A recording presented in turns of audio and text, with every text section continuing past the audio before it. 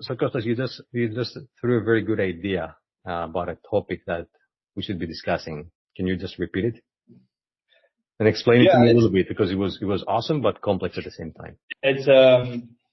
it's a very important topic for all brands that kind of like left the COVID era, that when they started to grow pretty significantly because demand was really inflated during COVID. And, CPAs, ROAS numbers were also inflated. And now that, things are starting to become more difficult to achieve first order profitability, a lot of these brands are, they're not prepared to really achieve, first order profitability. Some of those brands, they really need to readjust, top line expectation growth, and essentially control the growth a little bit better in order to achieve profitability. We're actually seeing a lot of these brands, having a lot of OpEx, for example, the same OpEx they had 2 years ago, like 3 years ago with COVID, essentially. So they were hiring a lot of people that were just trying to achieve top line growth. And, like 2 days ago, I had a discussion with a brand, and, they went in debt essentially, for the last 3 years. And this is because like 40% of their total revenue was going towards paying people to sustain the business. And so the business needed to become more linear in order to spend more money to acquire customers. So push more spend towards, towards acquiring more customers instead of paying people, for example. So all e-commerce businesses need to become more linear. They need to adjust top line expectations in order to become more profitable. Interesting. So let me take a few steps back, and I would love to understand why you think that change happened after COVID. Why has it become so much more difficult for brands to be profitable on the first touch point with first sale with a customer? Yeah, and the easy answer is because like retail was closed. Like that's the first indication of inflated demand. This is why demand inflated so much on social and e-commerce, essentially. So e-commerce was essentially doubling year over year during COVID because retail stores were closed. And now you see, e-commerce is growing, for example, since last year, anywhere between 70 to 20%. So things are kind of like readjusting. And this means that we as brands, like we also need to readjust our expectations with it. Because again, like more people were buying online, and that means that there was more inventory. There was excess of inventory in those platforms, in Meta, Google, all those platforms. And therefore you had lower CPAs. You didn't have to do a lot of work to produce better creative. Static images were working better because, like supply demand was higher. And so now, we just need to adjust ourselves to the new reality. And so essentially, like, if you see like e-commerce and ads, right, all the way back to 2015, right, you had this arbitrage opportunity that was Facebook ads essentially in 2015. And there wasn't a lot of competition, right? And then all the way to 2018, like competition was starting to rising. Again, we had really good CPAs still. And then, 2019, this is where COVID hit. And so essentially that inflated the demand because again, retail was closed. And so CPAs went even lower. But now we have no arbitrage opportunity. So essentially competition is, higher than ever before. And also we don't have any amazing opportunity like COVID, for example, where demand was super high to get advantage of. So essentially we are in a new reality, and it's very difficult to get to first order profitability for most businesses. Interesting. And what do you see as being, so first of all, let me ask you, what you're saying applies to every e-commerce business out there, including somebody starting out right now? Or is it for more established brands that already have traction, already have revenue, and they've seen the dip? I'll say it's more, the dip is more obvious when you have a business to, like 8 to 9 figures. Like you can see like the dip is more like stiff. Like when you kind of like see the pattern of your revenue from, let's say you have an e-commerce business for the last 10 years. You've been through multiple phases from 2015 all the way to 2025.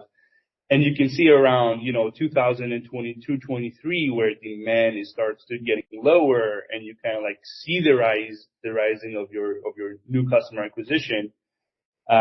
It's more obvious. Now, for startups and businesses that maybe they're doing anywhere between, mid 5 figures a month and they're doing 6 figures a year, or very low 7 figures, because they're very new to the game, they haven't, like maybe if they started a couple of years ago, they could grow even more aggressively, but because they're young brands essentially, they don't really see the difference.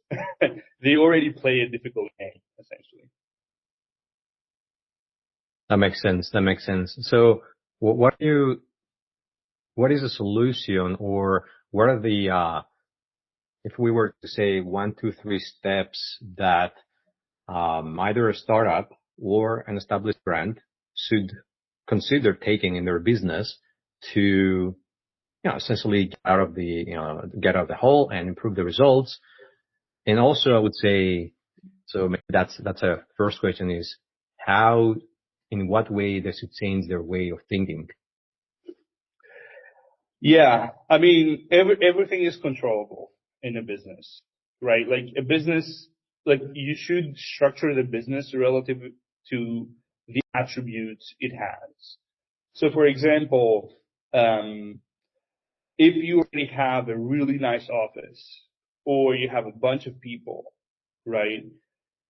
Like right now, if you are like paying more than 25% of your revenue goes to OpEx and you're operating an e-commerce business, that's already too much. Like you need to understand that you need to operate below the 20% OpEx in order to survive, because you need more money going towards acquiring new customers, not paying people, essentially. So you need to run like a lean organization. That's like the first step. Like that's the basic rule.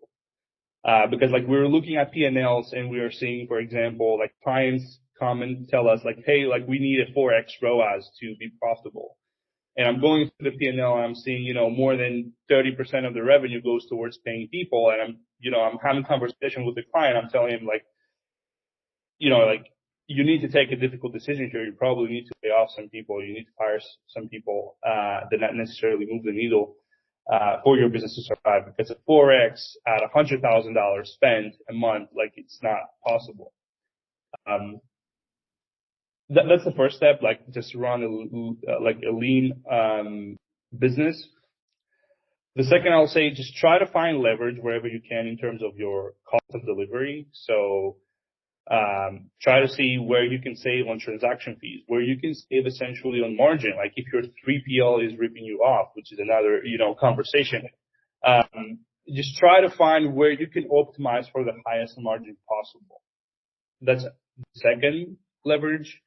And then you need to understand that your growth will come through a calendar mostly. So exceptional results and really high ROAS and MER in the account will come from like producing a really effective marketing calendar. So look at like, for example, like most e-commerce businesses are seasonal.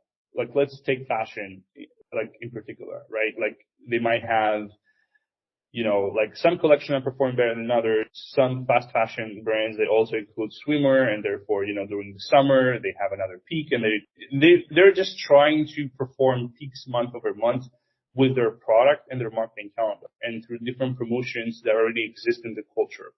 So, Mother's Day, Father's Day, Valentine's Day, whatever you can do to position yourself, your brand, and your product towards those moments, because we were already seeing that whenever we develop moments and we put them into the ad account, they're just outperforming anything else. And we're able to spend more on our target CPA and achieve desirable scale. Yeah. And then you need to, after you develop those three things alone, if you have product market fit, you will be able to achieve, like, I'll say mid to high seven figures. After that, you just need to produce better quality creative. You need more video. Like, you can achieve like 7 to mid seven figures with still images and some basic video, but then after you're gonna go to that, low 8-figure range, you need more, like, better quality video to scale. But everything needs to be connected to a really, really amazing marketing calendar that includes product, cultural moments, promotions, new product releases, and so I on. love that. What's the difference between a good and a bad marketing calendar? I mean, I guess the worst is not having one at all, right? And just going blindly and just like trying to rush at the last moment to do something when the holiday is already here. But what would be the difference between an average or a good and a great marketing calendar? Yeah.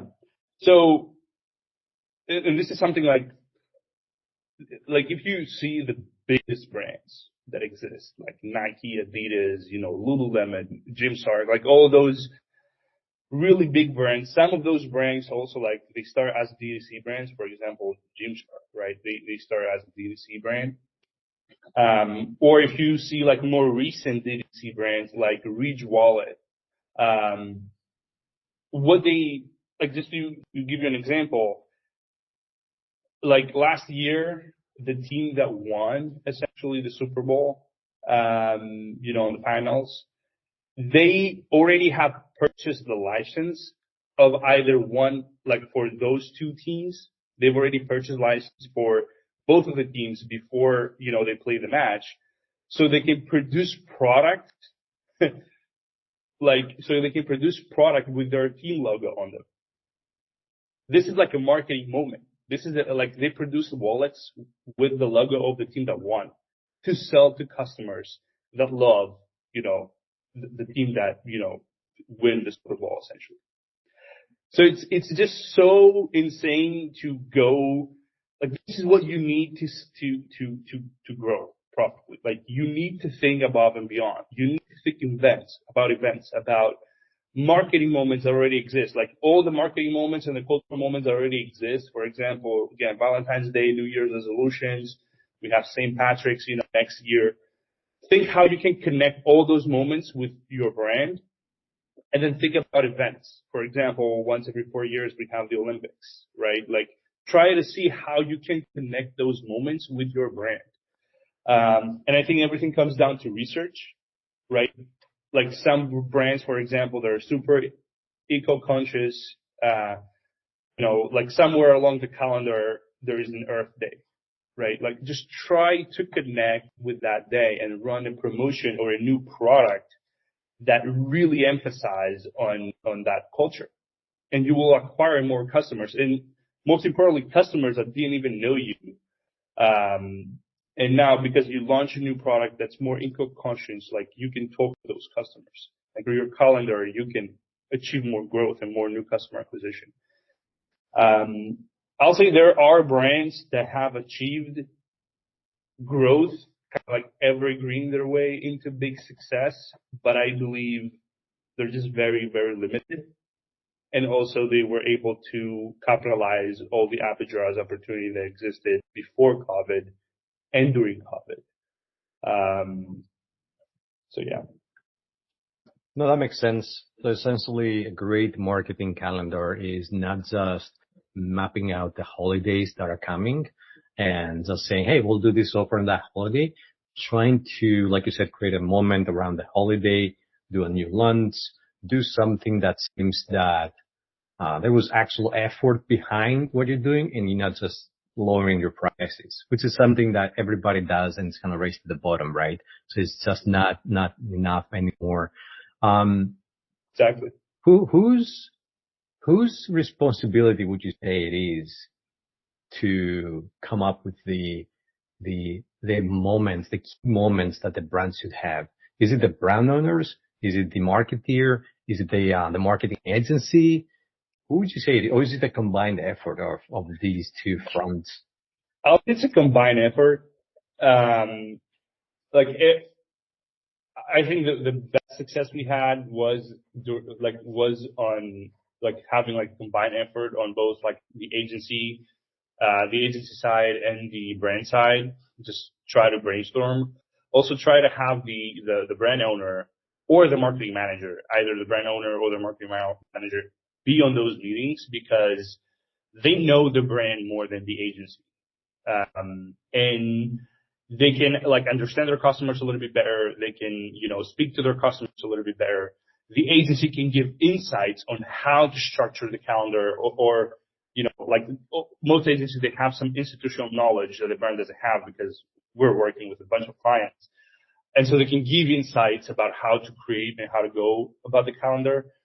But I think the internal team is responsible for coming with the messaging while agency is giving ideas. Because at the end of the day, every brand is different. And yeah. Yeah, I agree. And that's where I've seen the most success. Like if we speak with somebody and they're like, I want you to run my brand completely autonomously and I don't want to be involved. That's not really a brand. That's not a business. That's not in my opinion, like a proper business owner. That's somebody who just wants to build something and just get some money out of it and not looking to build a brand. But where I've seen a lot of success, whether it's e-commerce or like coaches, online courses, SaaS products, is where, like you said, the business has the best insight about, and it has actually data that a lot of times the marketers cannot acquire regarding feedback and actual like concerns and pain points, the customers or the clients will have that they need to analyze or at the very least bring into the surface with the marketing agency they work with and say, guys, here's what we hear. We are unable to decipher them, right? If that's the case, which usually it's not. And then say, help us decipher them or help at least, brainstorm some ideas with us. But like you said, agencies will have marketeers and institutional knowledge and they'll know how to leverage the tools. They might even know how to phrase some things better or do, some competitive analysis and see what potentially is working for other people. But at the end of the day, you have to craft your own language. You have to craft your own messaging that's kind of unique to your own brand. And you can't expect that to just happen magically out of the ether. Yeah. And you're totally right. And nothing is going to beat the internal team of the brand. Like bigger brands, they have both like internal teams and agencies working within the accounts, and social and whatever. But your internal team, like the internal team and the agency need to work together in kind of like have like a healthy competition, right? And I believe nothing is going to, like if you train and a good internal team for your brand, like internal team will always produce better results because they're just going to do more work. It's just like what it is. It is what it is. But like an agency can bring like new perspective to everything you do. Like you can actually like develop leverage through partnering with a good agency. So I think it's like you need to work together, in conflict with like agencies and internal teams for. Yeah. I am a little bit, I agree with what you're saying. The main key criteria is, and key like element there is that the internal marketing team has to be trained and be somehow motivated, because I've seen a lot of times where internal teams will just kind of slack and let time go by because they're like getting paid hourly or whatever, so it doesn't matter for them. And I've seen the same thing with agencies, right? Where they'll get a fat retainer, like they'll get a big retainer, and so they're not incentivized to do any kind of work, rather than just let months go by and they'll just drag their feet and just kind of like have excuses. So that's a big thing. Let me ask you something that we've never actually talked, and I'm interested. How do you see AI, ChatGPT and all these tools being helpful or not helpful with everything we just discussed, with helping brands grow, really, right? Whether it's analyzing data, whether it's helping with the messaging, whether it's, with any kind of form of assistance that they can give. Because I can see scenarios where business owners and even more marketing agencies will rely heavily on ChatGPT and other LLM tools, other AI tools out there to do their work, where I believe the right approach is to leverage those tools for either analysis or help improve and refine things rather than do them for you. Because at the end of the day, I still believe that the humans are superior in a lot of ways, but they can get help and assistance from tools. But yeah, what's your take on it? I'm curious. Yeah, I think you can use AI, and we use AI, and I know a lot of really great creative strategies that use AI and the way they're using it. One of the ways I kind of use AI and for essentially, okay, like if I want to build a plan, right? Like we want to grow, let's say 30% and we want to increase profits by 80%, next year. I would really just leverage all Shopify data last 3 years, let's say, like all Shopify data, just give everything to AI. And essentially with the right prompts, AI can give me all the peaks and valleys of the business and, give me ideas essentially for how we can turn those valleys into peaks essentially throughout the year with product launches, different promotions, like things that I can import into my marketing calendar and then find messaging with the internal team or with the brand owner to actually connect promotions, see how we can turn those valleys with the right messaging into peaks so we can make more profit. Because the valleys is ultimately what, is plateauing the business. Everyone can make money in Q4.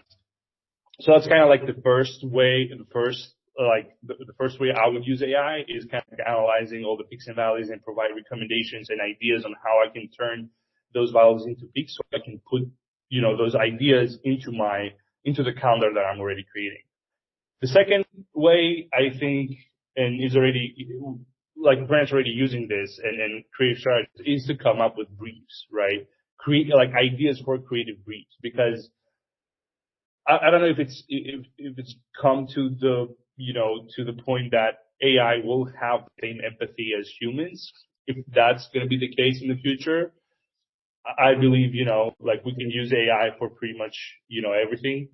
But I don't think that will be the case. But you can still get so many concepts. To me, AI, it just erases 1 or 2 hours of ideation. Ideation, I struggle with ideation because I'm not a very creative person.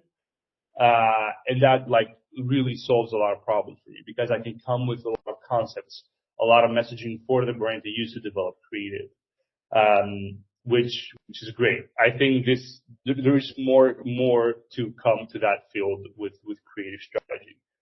And the second, I think I think designing and editing will become obsolete because I think AI will have the ability to edit, create amazing creative with the click of a button. And edit videos at volume, at a really high scale. Yeah, I've actually seen lately there's a Google Veo 2 called where it can do phenomenal videos with the right prompts, right? So you have to describe what you're looking for, but it does great work. And now there's even tools out there that I haven't used, but you can actually go in the video and say what kind of edits you want in the video. So we're eliminating even the video editor that used to be needed. So that's very interesting. So analyzing data, which is very important. I had a client the other day who doesn't know how to use ChatGPT, in my opinion. And what they did is they went on ChatGPT and they said, for this industry, what is the statistic, what's the margin that I should have and how much I should be spending in marketing? And of course, ChatGPT gave very generic answers, right? That do not reflect in reality, and even more do not reflect on what their business should be doing, right? So now it's a discussion of, did you actually provide data about your business to ChatGPT? And the answer was no. So you just got a very generic answer about what in the world people should probably be doing, and there's a range there and stuff. And that goes back to properly using AI and not just, being very generic with it, because you get very generic answers, which can lead to your demise, right? If you just follow that advice. Oh, yeah. You're dreaming down from wrong parts on what you should be doing. And the other thing you mentioned is ideation, which I also love, right? Like getting a lot of ideas. ChatGPT is amazing, and any of the LLMs really. And if you provide it with enough information, then the ideas are going to be very good as well. I never advise people to just take the ideas and use them. Always read them. Always confirm if you like what it's saying and it aligns with the brand voice, the brand offers, the brand positioning, everything. But it does help save a lot of time. That's what I've seen as well. Yeah. Like, for example, Triple Whale also has, you can build forecasts now with AI. Like, I've tried to build one for one of our clients, and it was, for example, very, very optimistic. Also, it doesn't take into account cash positions, right? Like cash flow, cash conversion cycle, all those things are very important for the business, in order to order inventory, and all that stuff. So there's still a lot of, improvements, but I think those three areas, soon enough, we are going to see amazing improvements. So ideation, that's going to become it's already fantastic, but I think, it will become better. Creative production and edits, I think, we will be able to produce a lot of creative at volume. And again, anything that has to do with, data analysis. I agree. I know you have to go very soon, but, do you think there's anything else that we should mention to help anybody who will listen to this episode, or anything we left out? Yeah, I think just try to be ruthless with your new customer acquisition. Don't try to chase LTV, CAC to LTV ratio if you don't have a proven model that supports it, subscriptions or any other model. Just try to be ruthless with your new customer acquisition. Awesome. Costas, appreciate you, man. That was amazing. Thank you so much. I appreciate it. All right, τέλος. Θα το κόψω εδώ πέρα.